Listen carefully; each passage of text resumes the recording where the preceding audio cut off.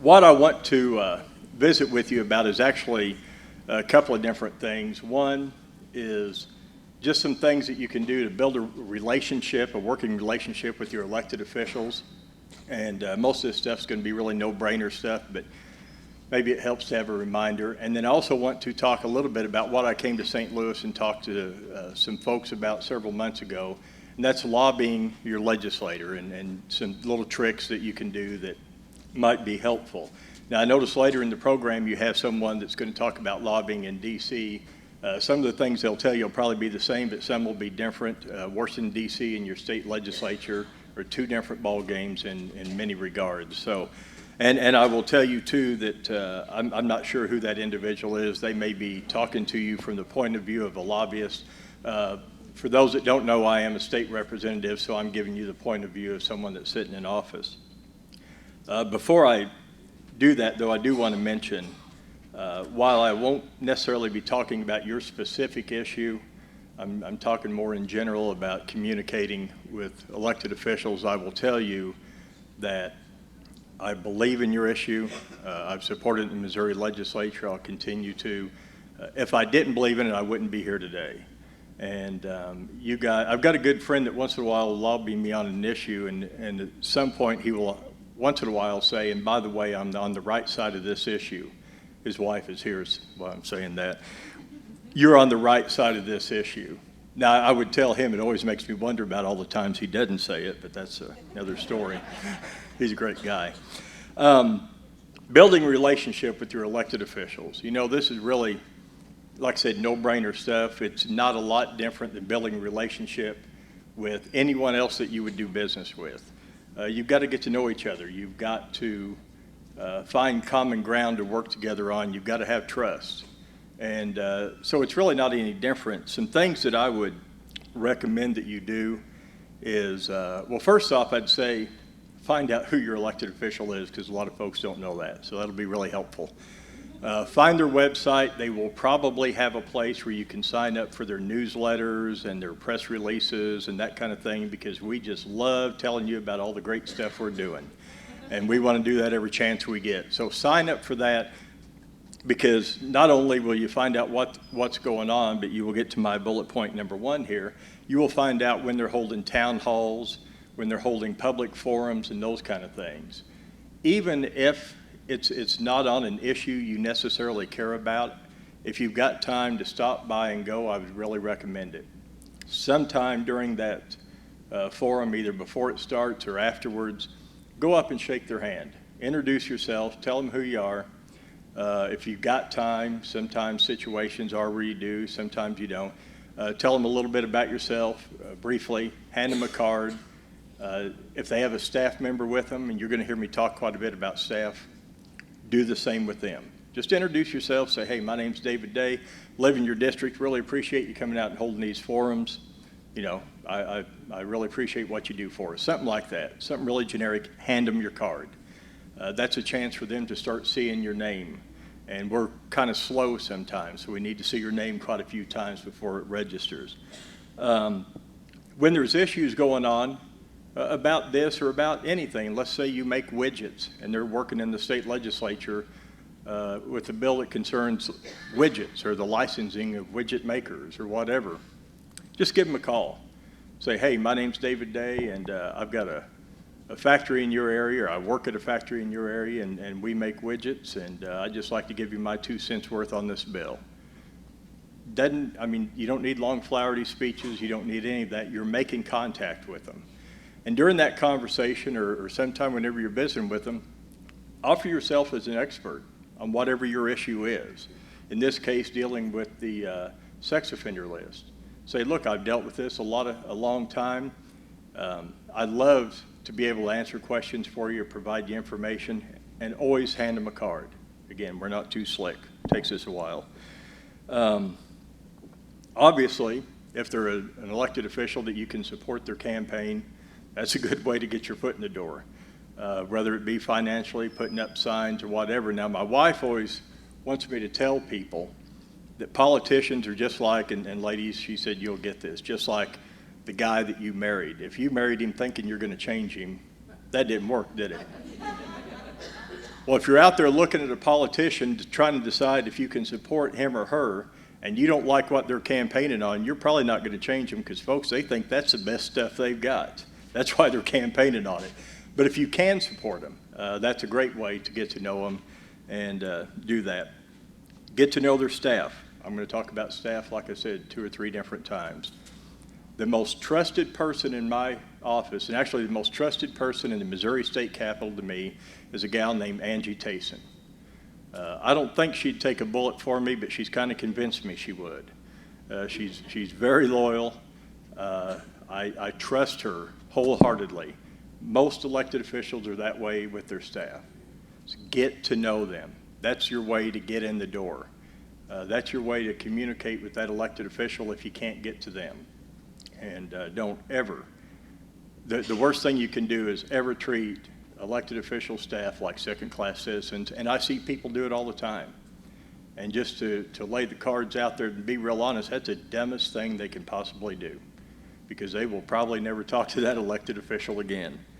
The last one on that little topic, if you would, is build trust. And that's important in any relationship. If you have had a conversation with an elected official and you even suspect it might have been kind of a private conversation, not necessarily something they would tell the Post-Dispatch or someone like that, don't repeat it. Because if you do, and if they ever feel like they can't trust you, if they're sitting down just having a heart-to-heart conversation with you about an issue that's important to you, if they read about it in the paper the next day, it's the last time you're ever going to be told anything that you can't read in the paper yourself. Again, that's basic relationships with anybody. You've got to have trust. When you're visiting with an elected official, and if you do those things and you build that relationship, visiting with them is just like visiting with your neighbor. It's just not a big deal, but some of the things that I would recommend whenever you communicate with folks in office, don't contact them on every single little thing, unless it turns out every single little thing is your number one priority. Pick your battles, pick the things that are important, and that way they will know that you're serious about those 2 or 3 things. I got a couple of really nice, I'll make him turn the tape off here. I got a couple of really, really nice guys in my district. I love them to death, but good Lord, they contact me on everything. I mean, you know, you name it. Look at it, he's adjusting it now. He's probably zooming in. They contact me on absolutely everything, and I'll be honest, whenever I open my email in the morning, and I got 3 from them every morning, it's pretty tough to take any of them really, really serious. And I shouldn't say that, but it's true. Pick the important things to you and communicate with them on it. Be as brief as you can and still get your message across. It is nothing for me over a weekend. I was up at 4:30 this morning answering emails. We get hundreds of emails, and I like to answer my own. I'm kind of old school on that. If I get an email that looks like it's 5 or 6 pages long, or if I get something in the mail, and we do get these, that's 7 pages front and back, single-spaced, it's going to get read, I promise. After it goes in the bottom of the pile, on a morning whenever I have time to mess with it. But it will get read. Maybe 2 weeks, but it will get read. If you send me 2 paragraphs and then say, if you need more information, here's how to get a hold of me, I'm going to read it right then. I'm either going to answer you, I'm going to send it to Angie or someone in my office. I'm going to say, here's what you need to do for this situation, then please get a hold of them. I'm going to act on it that quick.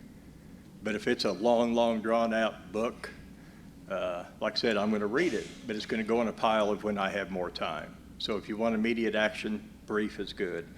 Well, here's one y'all are going to think I'm stupid for even mentioning. Put your contact information on there. I cannot count the times that I've gotten an email and have been informed that the state of Missouri as we know it today is about to cease to exist if I don't act on this particular problem.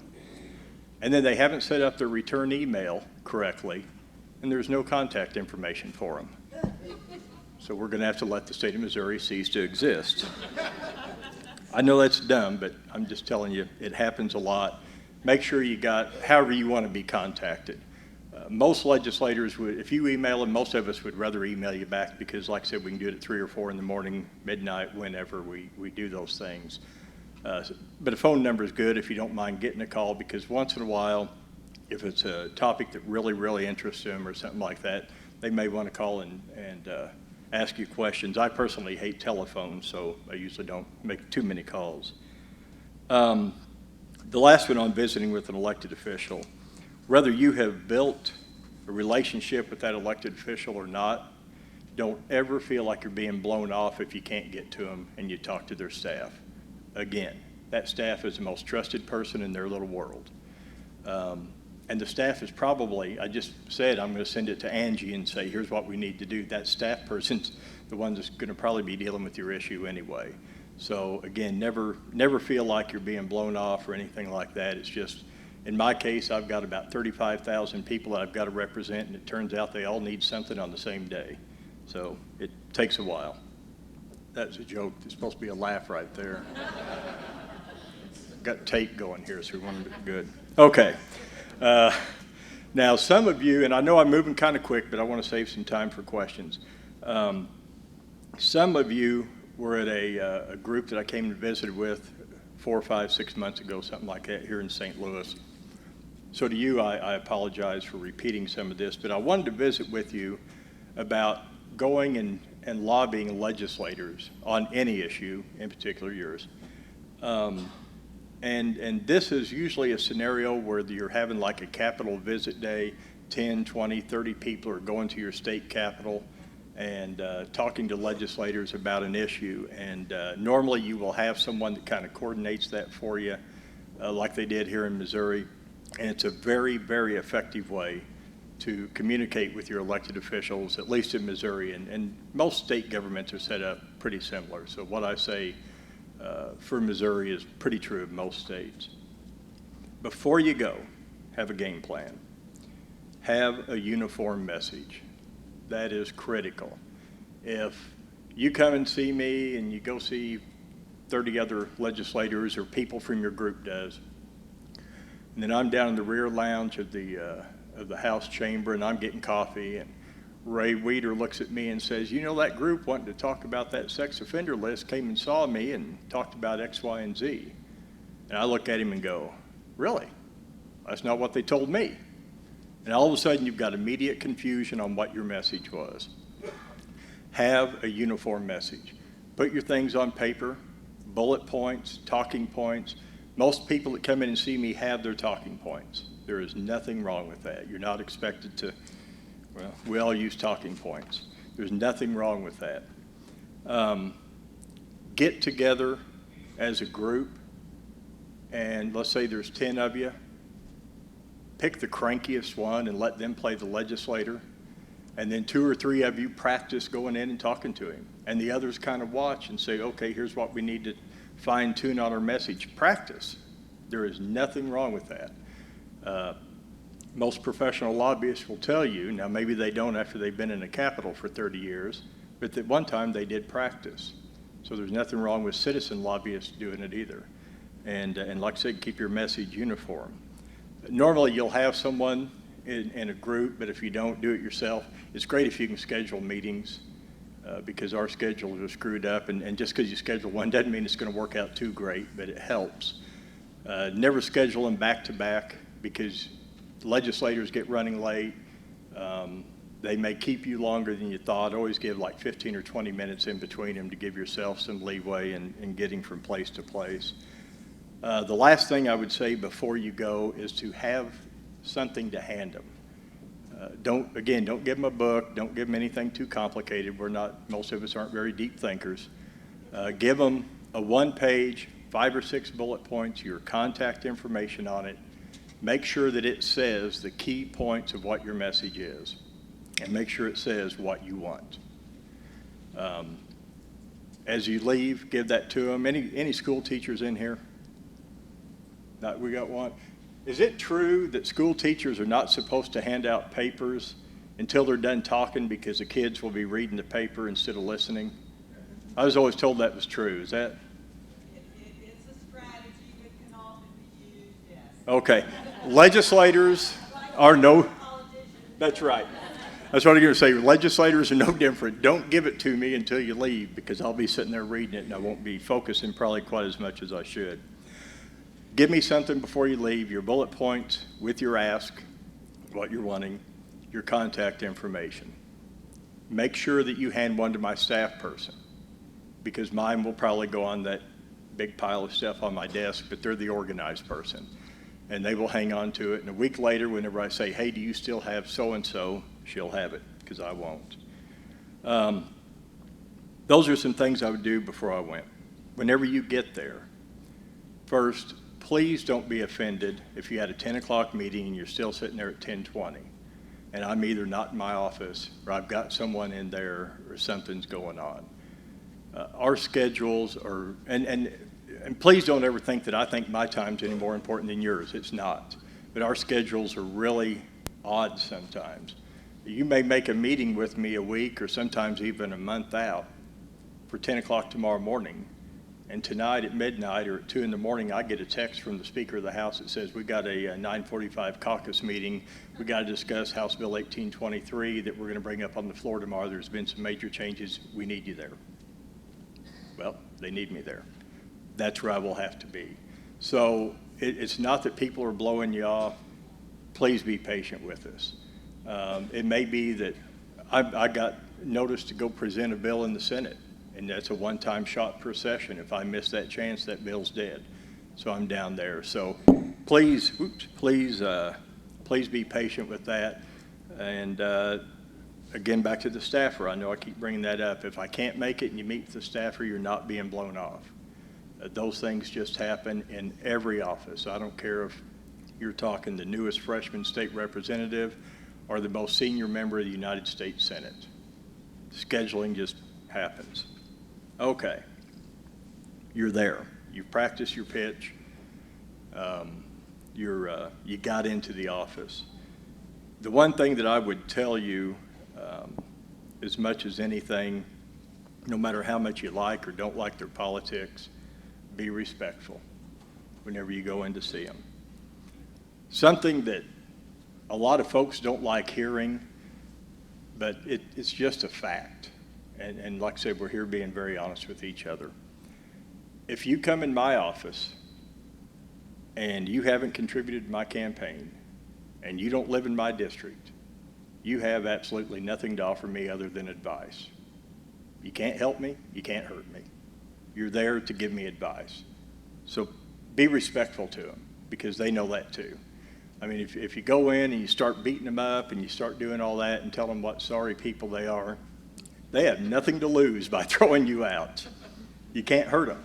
I mean, it's just, it is what it is. I would always say, and I always say, continue to be respectful to them unless you have decided that they have become your new worst enemy, because they can always hurt you a lot more after the meeting than before. And by the way, most of them don't. But we're human too. We've got a few vindictive souls.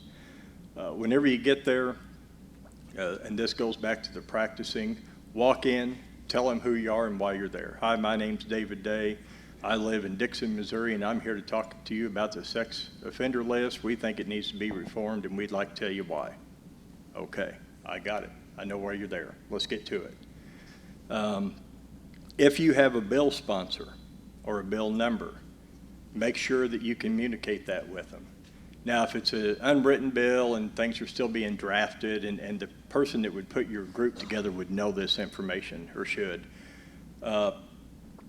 maybe a bill sponsor doesn't want that information known yet because they're working on some stuff and everything, but most of the time they won't mind. But you need to get the bill sponsor's permission to say it.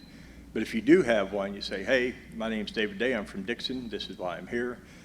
We're up here trying to talk folks into co-sponsoring or to voting for, depending on where it's at, the bill that Rodney Shadd is carrying for us that deals with the sex offender list. That way, I need that. Your bill sponsor can give your issue credibility, or sometimes it can hurt, so do your homework on who you ask to carry stuff.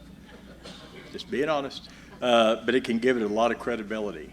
If you give me a bill number, I'm instantly scribbling, or I'm on the computer pulling it up, because that's what we live by, are bill numbers.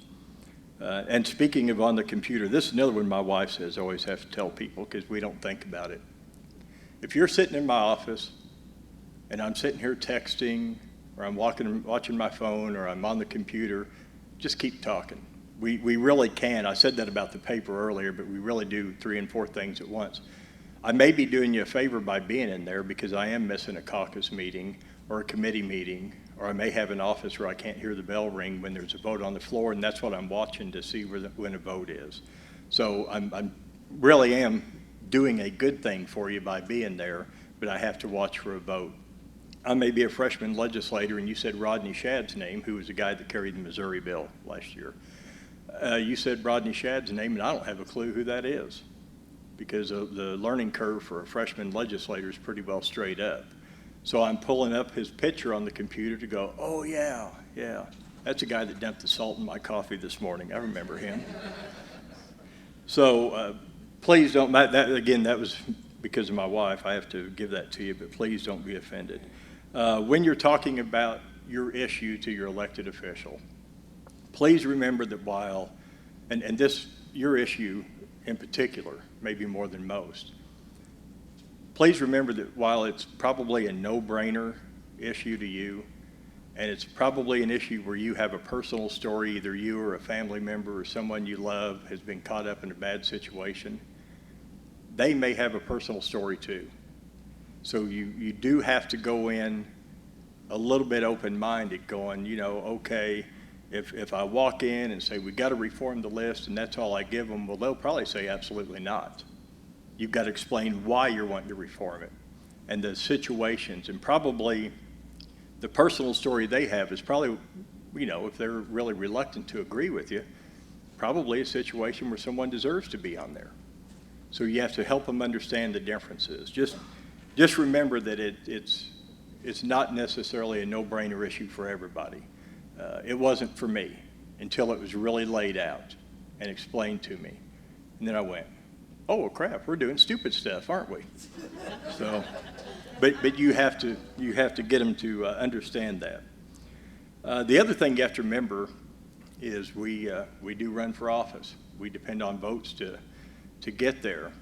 The first thing that came to my mind whenever Sherry started talking to me about this issue, besides obviously what an incredibly nice lady she is, was I've got a bunch of constituents that if I support this are going to say, well, David Day's off the deep end, he's soft on crime. I mean, you have to realize that these things are going through their mind, and that's why in your practicing to go talk to him, you have to find a way to communicate, you know what, you're not soft on crime. You're fixing mistakes. And by the way, the people that really, really deserve to be there, maybe the punishment's not strict enough for them, or harsh enough. I mean, I'm just saying that to say there are a dozen sides to every story, and there's a million stories to your issue. They may have one on the other side, and that's something you have to take in consideration. Before you leave, do the ask. I work with candidates once in a while. I'm always amazed to watch them go up and campaign to somebody and say, ma'am, my name's David Day, and I need your vote. I'm going to do all these great things. Have a good day. I never ask her to vote for me. Do the ask before you leave the office. Tell them, we hope that you will support Rodney Shadd's bill, or we hope you'll support House Bill whatever. We hope that you'll support, or I need you to support this piece of legislation as soon as we find a bill sponsor for it, that type of thing. There's a secret about legislators that even a lot of legislators don't think about. We want to tell you yes. We, honest to God, want to tell you yes as much as possible, because you don't get elected and you don't get votes by telling people no and you're wrong and those things. You get votes and you get elected by telling people, yes, I agree and I'll help you. So automatically you go in knowing that they probably want to tell you yes. I'd say that's true 90% of the time. If you're sitting there with me and you give me your spiel and you give me the best one of the day, and I go, you know what, I can't help you. I can't agree with you on this issue. I could not be more opposed to what you're trying to do. Now, that's a good time to not get mad. And I'll tell you why in a minute. But you still got a chance to let me tell you yes. Because you go, you know what, Representative Day, we understand the dilemma you've got. You've probably got some situations back home that make this really tough for you, and we get that. I guess what we'd like to ask you to do is, if you can't vote for our bill. We just hope that you won't fight against it too much. Because I will tell you, I had a bill this year that dealt with veterans. And I had a member of the Senate, and any one senator can kill any bill in Missouri. I had a senator that absolutely hated my bill because it was against what he philosophically believed the role of government was. And I went down and talked to him, and he told me for 45 minutes everything that was wrong with my bill. And I said, well, Senator, I said, I get that you're probably going to be a no vote. He kind of chuckled, and he said, yeah. I said, can I ask you a favor? And he said, yeah, what is it? I said, I know you're going to vote against my bill, but whenever it comes to the Senate floor, instead of filibustering it and killing it, can you be in a meeting? Can you be somewhere? Can I buy you supper somewhere? And he kind of chuckled, and he sat there and he thought for a minute. And I said, what I'm asking you to do is not kill my bill. I said, if you want to talk against it, I get it. You know, I said, you got the right to do whatever. And he said, okay. He got to tell me yes. And I will tell you, whenever I walked out of his office that day, which that bill's now law, it became law the other day, that was the biggest victory I had on that whole bill, was a no vote. So give them a chance to tell you yes. If they say, no, I can't help you, say, you know what, I understand that, and I get that. It's not an easy issue. But if you could just not work against us too hard, gosh, we'd appreciate it. Can you do that? And I'll probably go, yeah, I can do that. And you won. Because I'm going to sit down there and be one no vote instead of bringing 25 of my buddies with me and making it 26 no votes. So that is incredibly important. And to dovetail on that, regardless of how your meeting goes, I know you're going to be shocked whenever I tell you this.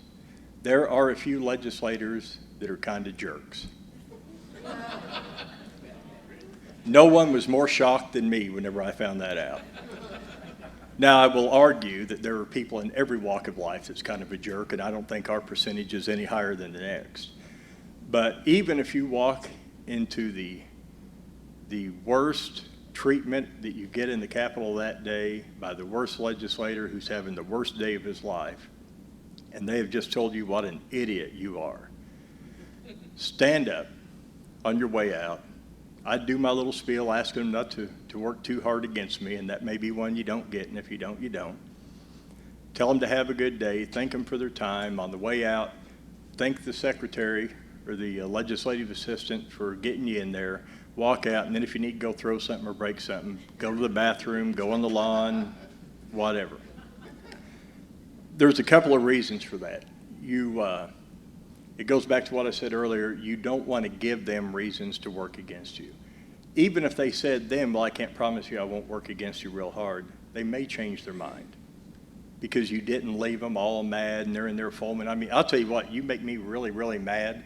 I'm going to run to the floor leader's office and I'm going to say, I nominate you for floor leader. If this bill comes to the floor, I don't want it to get time. And I'm going to run the committee chairman. I'm going to say, if you get this bill, don't give it a hearing. And I'm going to run every favor I can get.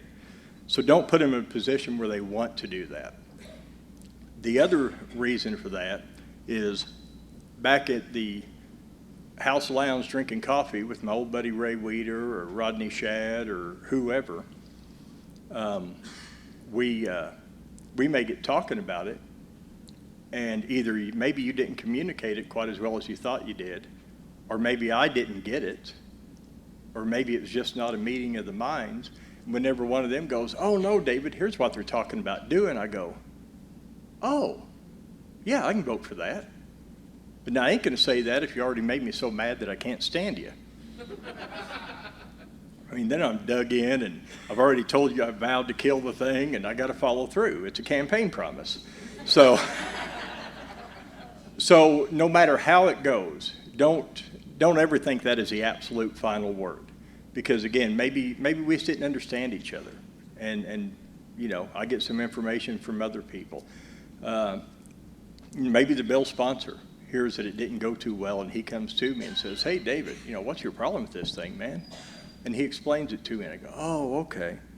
So don't ever give them a reason to dislike you. It would be my probably my number one piece of advice. Now that and I'm about done, and we'll get to questions here. Now that you're done with the meeting, going back to what I said about building trust.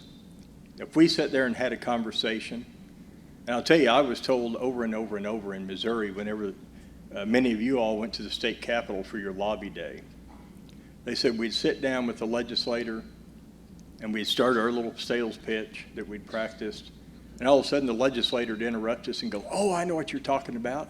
I have a nephew that's on that list that shouldn't be.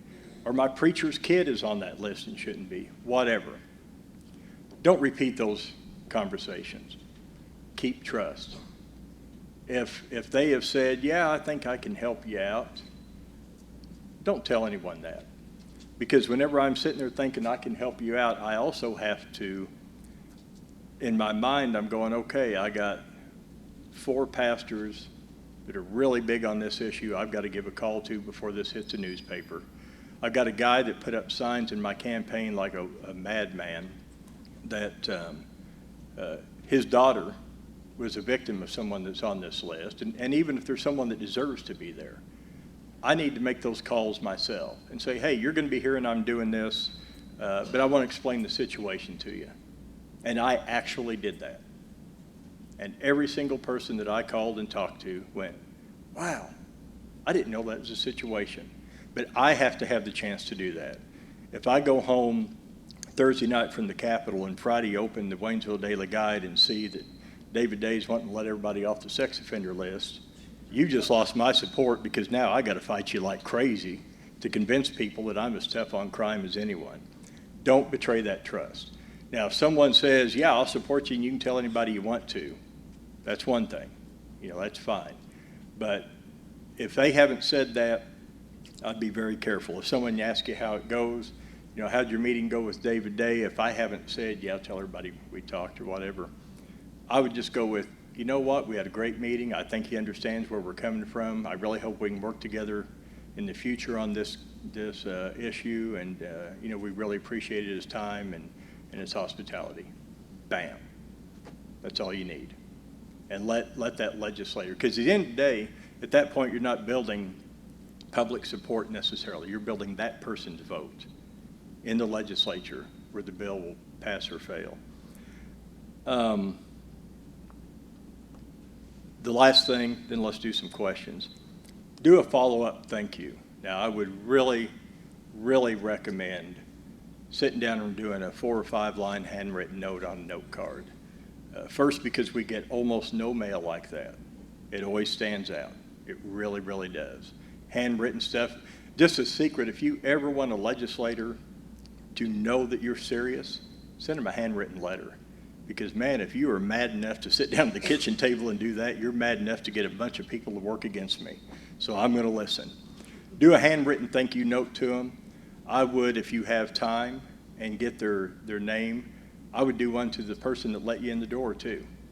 That's a good opportunity to first say thank you. We don't get many of those, so they're remembered. It's an opportunity to remind me of your issue. Really thank you for your time the other day. We were in there talking about the sex offender registry. Really hope you can help us on this. Signed so-and-so. You reminded me of your issue. Put your contact card in there again. So the 4 that I've already lost, I'll go, "Oh yeah, I need to hang on to that. These people actually said thank you. That's rare. I'm gonna keep it." And I'll tell you how rare thank you notes are. I have every single thank you note I've ever gotten since I was elected. So those are something we don't get a lot, but I would certainly recommend it. If you will do those things, I think you will have, and the people from Missouri that went to the Capitol that we visited could tell you if it worked or not. I think you will have a pretty successful lobbying effort. In Missouri, I always tell folks, in Missouri it takes normally 2 to 3 years to get a good bill passed. It can take 7 or 8 for us to get a bad one through. That's another joke. You all stayed out too late last night. Actually, the sad part was it probably wasn't a joke. But it takes 2 to 3 years to get a bill passed, because you do have to spend a tremendous amount of time educating people, getting them up to speed, making it a priority. We only have so many legislative days in Missouri, that sort of thing. It did pass out of the Missouri House this year, a good bill that did a tremendous amount of good on your issue. I think it had, was it 19 no votes? 16 no votes out of 163 state reps. Now, not everybody voted that day, but it was an overwhelming bipartisan victory. The problem was, by the time language got drafted and Representative Shad jumped through some hoops, and he did a tremendous job. It was late in session. But through the lobby efforts of the folks here in Missouri, through the fact that there are some key legislators behind them on the issue, I feel that next session we have a very good chance of getting something through.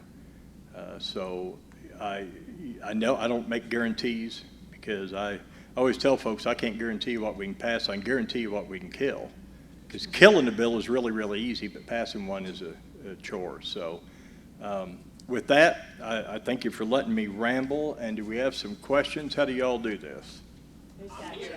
You're the question guy? Well, a hand of applause first.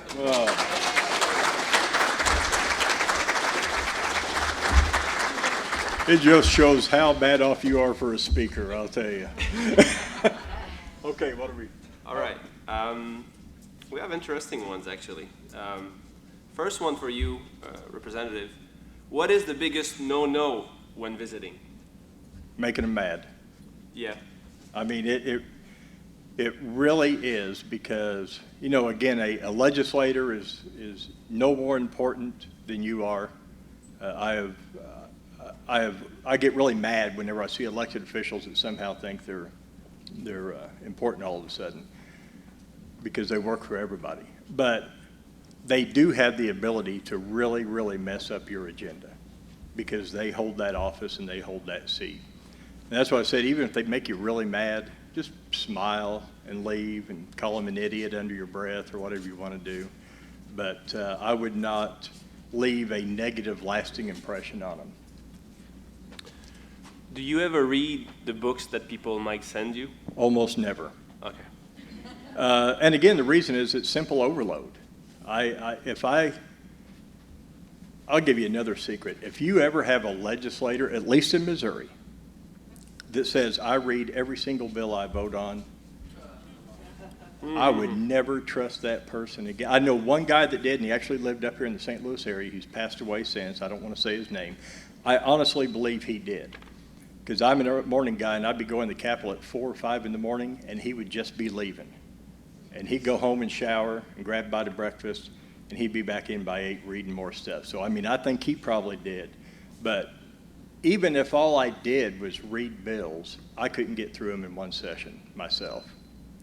So, no, we get books sent to us and brought into us like this. Now, if I'm the bill sponsor, and that's what that book pertains to, yeah, I'll probably study it pretty hard. But whenever you're just handing out those, they may be kept as a reference, but to be really, really honest, probably most of them will not get read. If one is brought to me by someone I know personally, I'll keep it and I'll look at it and I'll use it as a reference book. I probably won't read it cover to cover. I get a bunch of them in the mail every day, and I'll also be honest, unless it's a group that I really know and like and work with, they just go straight to the trash. A lot of times I don't even make them in my desk. Angie takes care of it. Sorry, just being honest. It's good to know, because one of our affiliates once spent a lot of money, thousands of dollars, in sending books to representatives. The same book that she thought was very. And again, I'm only speaking for me, but there is just, now if I'm your bill sponsor, if I'm the lead sponsor and I need to become, would it be possible to get a glass of water, somebody? Thank you. If I need to become an expert, and the guy that's going to talk to the media or the gal, and the one that's going to be presenting the bill and doing all that, then yeah, I'm going to use it. I will tell you, I think most legislators are like me, and I don't want to knock a good vendor out of a good profit. I would recommend having a couple of hard copies for your bill sponsors, and then having a really good website, because I can store that website with a million other websites I use, and it doesn't take up room in the corner of the office and all of that. That would be my personal recommendation, but I'm also pretty big on internet stuff. Mm-hmm. Another question is, how much credibility do you give the feedback you get from your legislative aide after they meet with an interest group? That's what I was saying earlier, a Yeah. tremendous amount. If I didn't trust, in my case, Angie, and then I've got a few other folks in there too, if I didn't totally trust her, she wouldn't be in there. Case in point, she is the only legislative assistant. Oh, bless you. You can be credited with saving a life. That's what I used to tell the bartender back in the day. She's the only legislative assistant I've had since I was elected, and is the head person in my office, and she has my total trust. So. Another question. If you don't read all the bills, what is your best strategy for knowing what is actually in the bill, the content of the bill? That's a great question. Most of the time, I'm the chairman of the House Veterans Committee, because where I represent includes the vast majority of Fort Leonard Wood, and I have a ton of veterans in my area, and I'm a veteran. So most of the time, you will find other legislators who are maybe working on education issues or budget issues or highway issues or whatever, public safety issues. Whenever it comes time for a vote on veteran stuff, they're just going to come to me and say, hey, Dave, what's this do? We know that you have read it. I mean, that's the ones that I read every word of. We know that they know that I know as much about that issue for veterans as anybody in that building. And I know that the education chairman knows as much about that education bill. And you know, they say there's no honor among thieves, but we're actually pretty darn honest with each other. Because the day, and I can give you a few examples of it, the day I lie to another legislator about what's in a bill, and they vote for it, and then they go home and they get beat up for voting for it, they will never trust me again, and they will never help me pass anything again. I mean, we do have our word between each other up there. So we rely on, now, if there's somebody on the other side of the aisle, which, by the way, I'm pretty bipartisan, if there's someone on the other side of the aisle that I just think that they are a left-wing lunatic idiot, and I think, my God, how do you people even find your way to work every day? I'm probably not going to follow their lead on a bill. And they think I'm a right-wing wacko who's lost my mind, and they're not going to follow my lead. So you find people who you have a lot of similarities with in philosophy of government and those kind of things, and then you learn to depend on them. And then at the end of the day, though, if you've got questions about it, it's my job to go do the research. And I'll tell you, most of the bills that the legislature does vote on, most of them are kind of no-brainer things. We get probably 25 or 30 really, really big, contentious issues every session. But most of the bills are, like a lot of my veterans' bills, are almost unanimous votes. I mean, it's just those aren't the ones you hear in the news. That will be the last question because we're running out of time, unfortunately. So sorry, we won't get to go through all the questions. The last question is, how many emails and letters on the same subject is too many? One per week, one per month, etc.? There's no such thing as too many. Okay. That number doesn't exist. I will tell you, though, in the state legislature, if I get 15 on one issue, that's a bunch, believe it or not. I mean, most of the emails I get have to do with people's personal issues dealing with state government and trying to work through problems and that kind of thing. When we're in session, emails on legislation, people that actually sit down and type it and say, hey, Dave, here's what I think. Hope you can help me. Hope you'll kill it, whatever. If I get 15 on something, I will know that it's the hottest topic there ever was in the 148th district. Now, you get a lot of form emails. I don't recommend those because I will, after I see that's what's going on, after I get 10 of them, I set up a automatic response. And I'll usually say something like, you know, I appreciate you taking time to send me your cut and paste. I'm serious.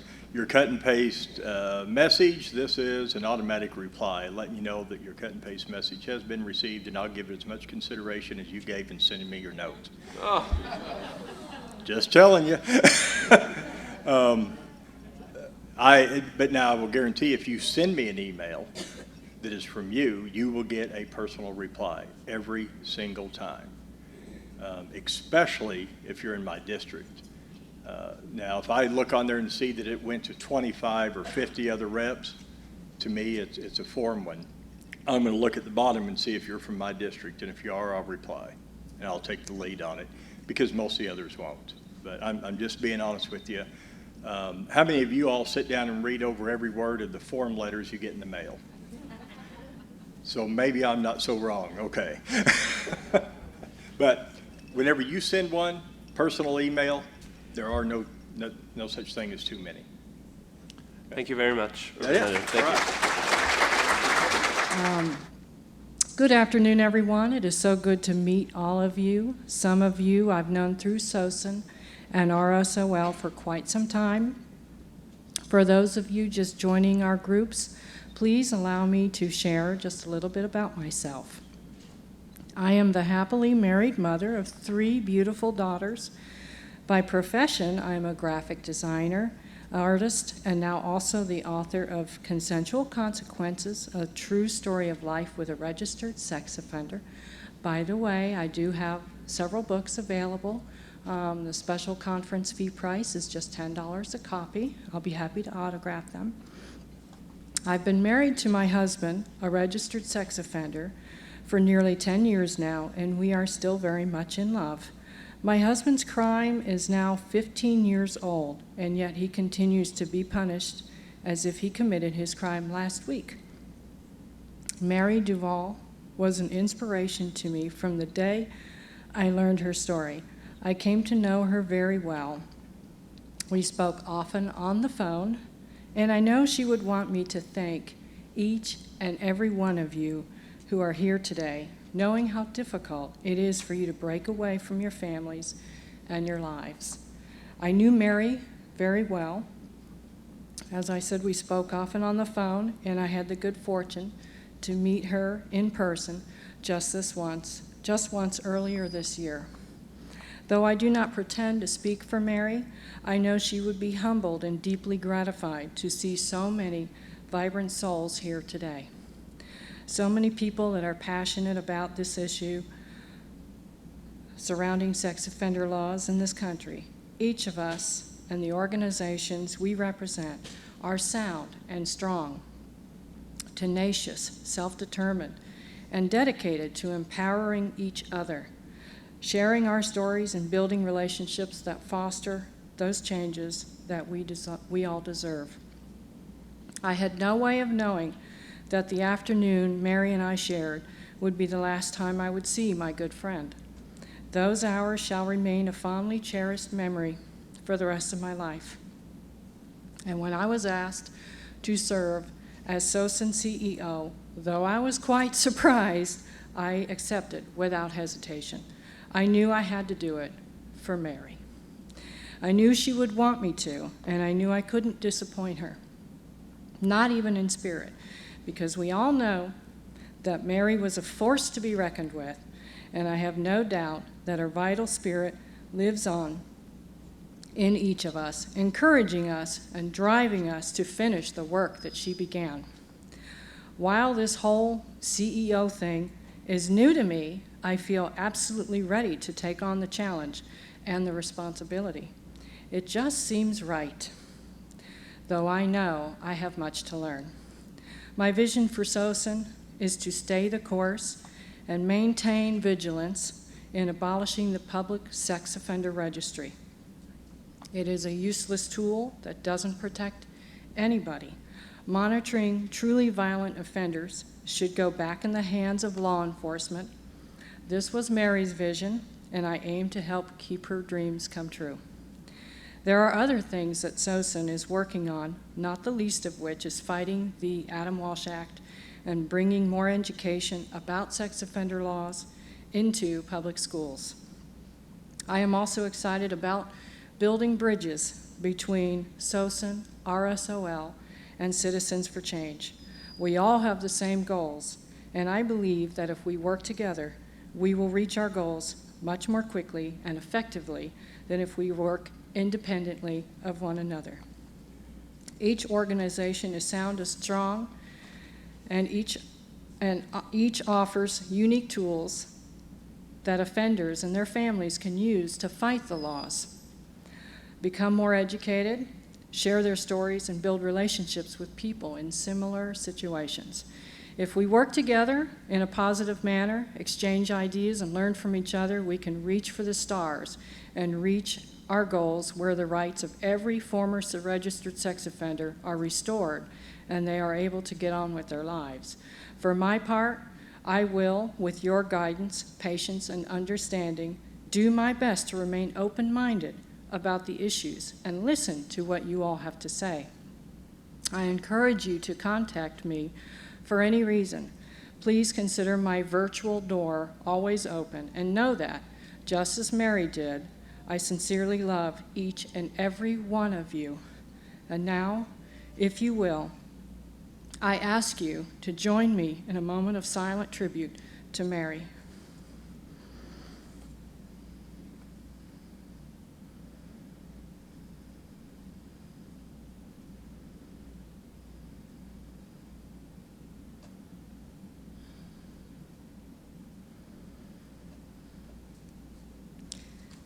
Thank you very much.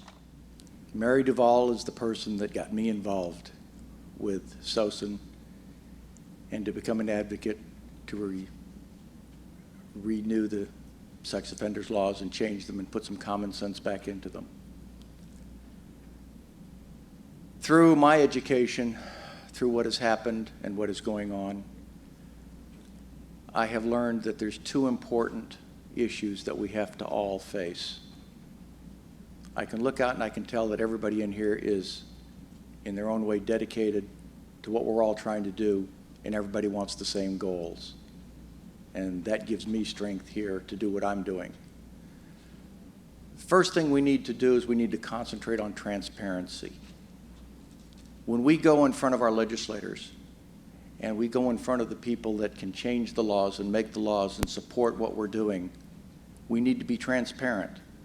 We need to put a face with a fight. We can't hide behind a pseudonym or a screen name and affect anybody to be afraid of us. You're going to be like that guard dog on a 50-foot yard with a 40-foot chain. You're not going to get to where you want to get. And you want to put your teeth in somebody's leg. The second thing that's important is the unity. By all of us joining forces and making a large group, a large force to be reckoned with, people can't tell us all to shut up. We can go forward, we can band together, we can be a unified voice, and God help us all. They can't run us all out of town. Thank you.